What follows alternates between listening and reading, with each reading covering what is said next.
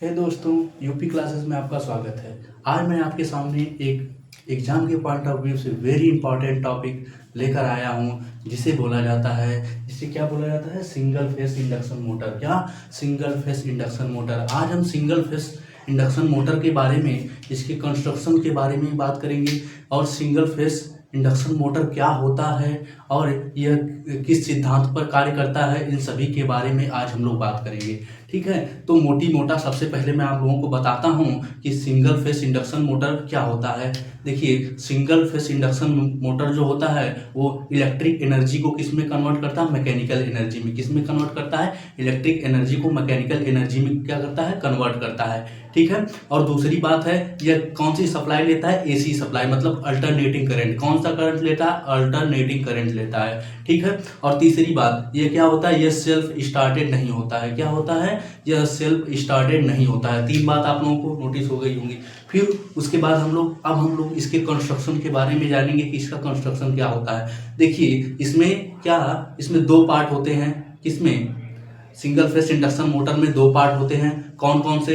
एक रोटर होता है और एक स्टेटर होता है। क्या होता है? एक रोटर होता है और एक स्टेटर होता है। जैसा कि नाम से ही प्रतीत हो रहा है, जो स्टेटर होगा वह स्थित होगा, परंतु जो रोटर होगा वो क्या, वो गति कर रहा होगा। क्या कर रहा होगा? गति कर रहा होगा। तो यहाँ पर देखिए, यहाँ पर हम और आप देख सकते हैं कि सिंगल फेस इंडक्शन मोटर क्या, पहली बात हमने बताया कि नॉट सेल्फ स्टार्टेड, वह पहले क्या, वह अब स्वयं से स्टार्ट नहीं होता है। दूसरी बात, अल्टरनेटिंग करंट लेता है। अल्टरनेटिंग करंट लेता है, ये बात मैंने बताई। फिर तीसरी बात क्या हुआ? तीसरी बात हुई इलेक्ट्रिकल एनर्जी को कन्वर्ट करता है किसमें, मैकेनिकल एनर्जी में। किसमें कन्वर्ट करता है? इलेक्ट्रिकल एनर्जी को, या इलेक्ट्रिकल एनर्जी को किसमें कन्वर्ट करता है? मैकेनिकल एनर्जी में कन्वर्ट करता है। फिर हमने बताया इसमें दो मेन पार्ट होते हैं। इसके कंस्ट्रक्शन में बात कर रहे हैं, इसमें दो मेन पार्ट होते हैं। कौन कौन से होते हैं?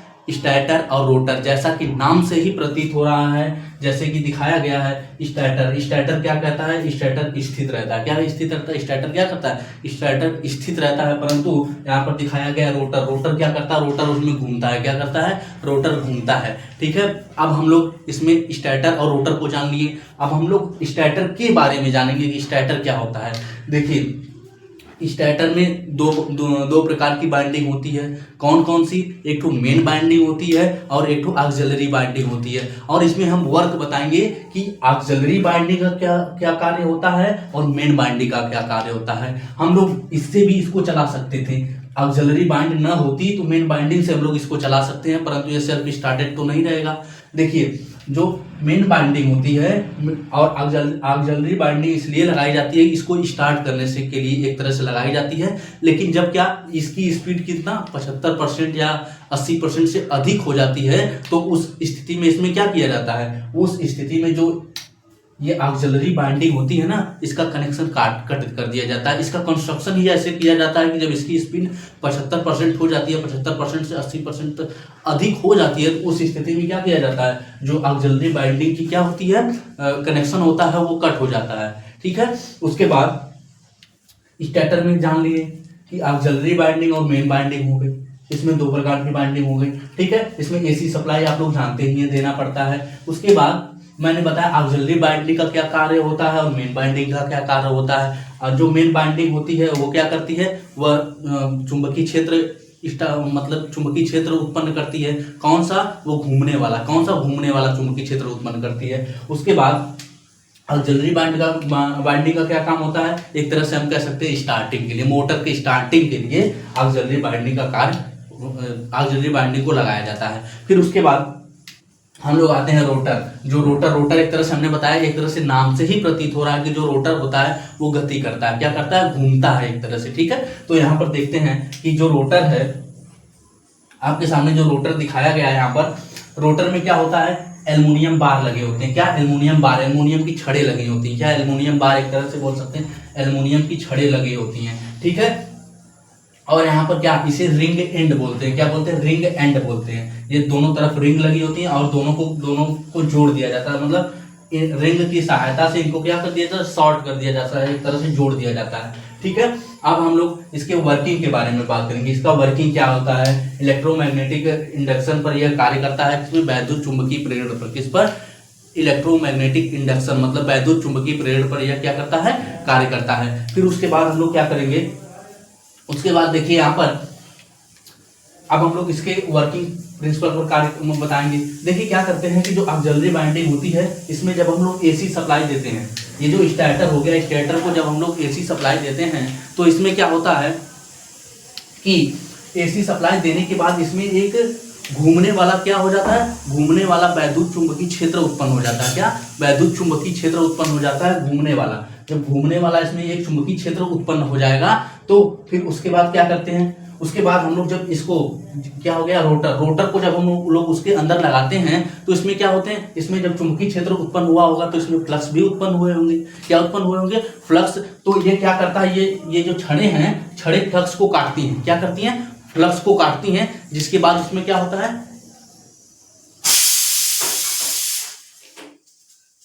छड़ें फ्लक्स को काटती हैं। उसके बाद क्या होता है, उसमें एक क्या होता है, ईएमएफ, इलेक्ट्रोमैग्नेटिक ईएमएफ उत्पन्न हो जाता है। क्या हो जाता है, ईएमएफ उत्पन्न हो जाता है, जिसके कारण इसमें क्या होने लगता है, जिसके कारण इसमें एक प्रेरित धारा बहने लगती है। किसमें धारा एक बहने लगती है, जो ये रिंग होती है जिनसे टकराते हैं, ये जो एल्युमिनियम बार होते हैं, बार में क्या होती है, एक धारा बहने लगती है, जिसके कारण क्या होता है, जिसके कारण इसमें भी क्या हो जाता है, चुंबकीय क्षेत्र उत्पन्न हो जाता है। क्या उत्पन्न हो जाता है, चुंबकीय क्षेत्र उत्पन्न हो जाता है। अब दोनों में तो चुंबकीय क्षेत्र उत्पन्न हो गए। अब चुंबकीय क्षेत्र दोनों में क्या होते हैं कि अब यहाँ पर हम देख लें कि यहाँ पर मेन बाइंडिंग थी, ऑक्सिलरी बाइंडिंग। अब यहाँ पर हम सिद्ध कर रहे हैं कि जो मेन बाइंडिंग का वर्ग क्या था। जब मेन बाइंडिंग, अगर केवल मेन बाइंडिंग रहती तो उस स्थिति में भी इस पर क्या होता, चुंबकीय क्षेत्र उत्पन्न होता। लेकिन क्या होता, देखिए इसकी जो दिशा होती इस साइड होती और इसकी जो दिशा होती इस साइड होती, ठीक है। उसके बाद दोनों विपरीत दिशा में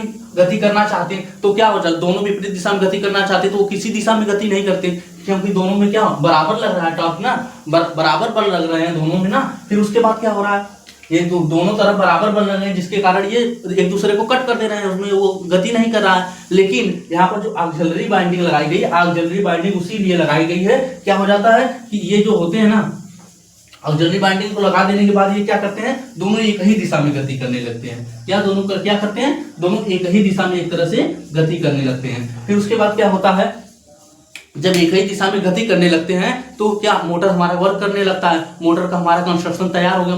मोटर हमारा कैसे वर्क करता है तो हम लोग जान लिए। देखिए इसमें फिर से हम एक बार जान लेते हैं। जब हम लोग इसको एसी सप्लाई देते हैं, इसको स्टार्टर को एसी सप्लाई देते हैं, उसके बाद क्या होता है, इसमें मेन बाइंडिंग और ऑक्सिलरी बाइंडिंग होती है। तो इसमें क्या होता है, इसमें एक मतलब घूमने वाला क्या हो जाता है, चुंबकीय क्षेत्र उत्पन्न हो जाता है। क्या उत्पन्न हो जाता है, घूमने वाला चुंबकीय क्षेत्र उत्पन्न हो जाता है। फिर उसके बाद क्या करते हैं, जब हम लोग रोटर को इसमें ले करके लगाते हैं तो रोटर जो ये है ना, उसमें चुंबकीय क्षेत्र उत्पन्न होता है तो उसमें फ्लक्स भी निकलेंगे। क्या करेंगे, उसमें से फ्लक्स भी निकलेंगे। जो फ्लक्स निकलेंगे तो फ्लक्स, जब ये रोटर उसमें लगा दिया जाएगा तो रोटर क्या करेगा, रोटर के जो बार होंगे, ये एल्युमिनियम के जो बार लगे हुए हैं, ये बार क्या करेंगे, उसको फ्लक्स को कट करेंगे। जब फ्लक्स को कट करेंगे तो उसमें क्या हो जाएगा, उसमें चुंबकीय क्षेत्र उत्पन्न हो जाएगा। इसमें भी एक चुंबकीय क्षेत्र उत्पन्न हो जाएगा। जिसके बाद क्या, चुंबकीय क्षेत्र उत्पन्न हो जाएंगे।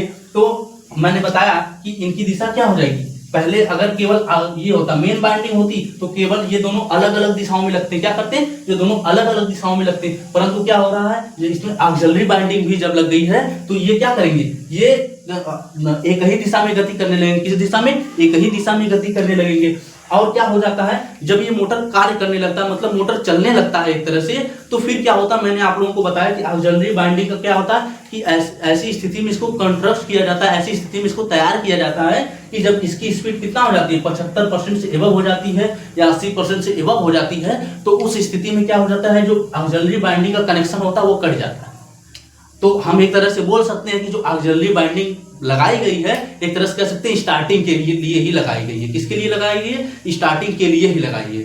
ठीक है, उसके बाद एक बार फिर हम लोग इसके बारे में अच्छे तरीके से जान लेते हैं। इसमें कितने पार्ट होते हैं, सिंगल फेस इंडक्शन मोटर में 2 पार्ट होते हैं। कौन कौन से, एक तो रोटर होता है और एक तो स्टार्टर होता है। क्या, एक रोटर एक स्टार्टर। जैसा कि नाम से ही प्रतीत हो रहा है कि जो स्टार्टर होता है वो स्थित रहता है, परंतु जो रोटर होता है वो गति करता हुआ होता है। ठीक है, इसके बाद इन दोनों के बारे में हमें पता चल गया। उसके बाद अब हमने बताया कि सबसे पहली बात ये क्या होते हैं, नॉट सेल्फ स्टार्टेड होते हैं, ये स्वयं से स्टार्ट नहीं होते हैं। और क्या, अल्टरनेटिंग करंट लेते हैं, डीसी करंट नहीं लेते। अल्टरनेटिंग करंट क्या होता है, ये तो आप सभी लोग जानते ही होंगे, ठीक है।